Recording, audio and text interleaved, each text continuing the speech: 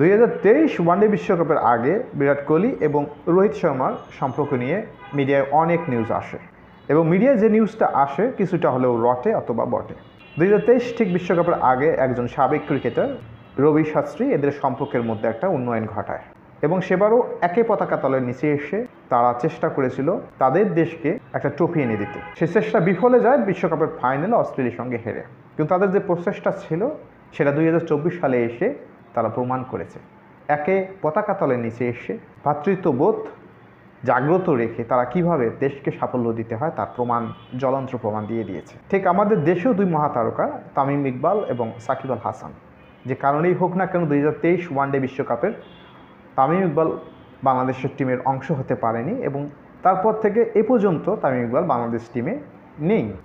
আমাদের মিডিয়ায় ব্যাপক প্রচারণা রয়েছে তামিম ইকবাল এবং সাকিবের মধ্যে সম্পর্কটা ঠিক ওই পর্যায়ে নেই যে পর্যায়ে গেলে একে কাঁধে কাঁধ রেখে একটা দেশের জন্য একটা পতাকা তলে এসে দেশের সম্মান রক্ষার্থে সর্বোচ্চ অবদান রাখতে পারে। আমাদের দেশে কি কেউ কোনো সাবেক ক্রিকেটার এই পদক্ষেপটা কখনো নিয়েছিলেন? হয়তো বা নিয়েছিলেন, যদি ধরেই লুকে নিয়েছিলেন, কিন্তু তামিম এবং সাকিবকে কেন মেলাতে পারলেন না? অথবা সাকিব তামিম কেন তাদের মধ্যে বোধোদয় সৃষ্টি হলো না যে তারা দেশের হয়ে খেলতেছে? এখানে ভ্রাতৃত্ববোধ দরকার, কাঁধে কাঁধ মিলে দেশের পতাকা তলে এসে দেশকে সাফল্য দেওয়া দরকার। তারা কি রোহিত বিরাটের যৌথ শক্তির সাফল্য দেখতে পাচ্ছে না? কবে তাদের বোধোদয় হবে?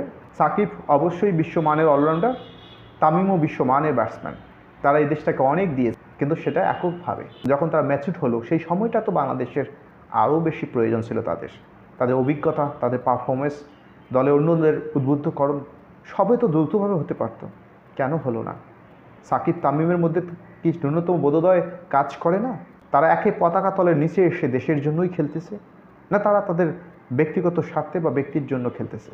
তারা তো বিশ্বাস করে যে তারা দেশকে ভালোবাসে।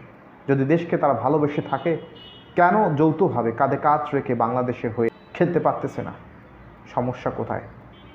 দেশের প্রতি আনুগত্যের অভাব, না ক্রিকেটের প্রতি তাদের ভালোবাসা উঠে গেছে?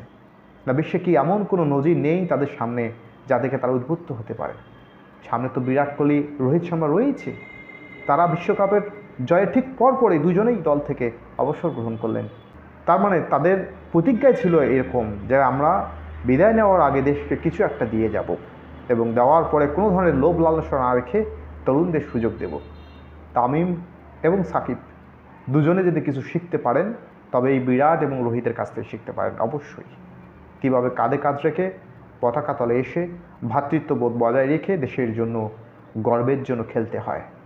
সাকিব এবং তামিম দেশের জন্য, 16 কোটি মানুষের জন্য কাঁধে কাঁধ রেখে আরও একবার মাঠে নামবেন এই আশা এবং এই প্রত্যাশা করতেছি। ধন্যবাদ সবাইকে।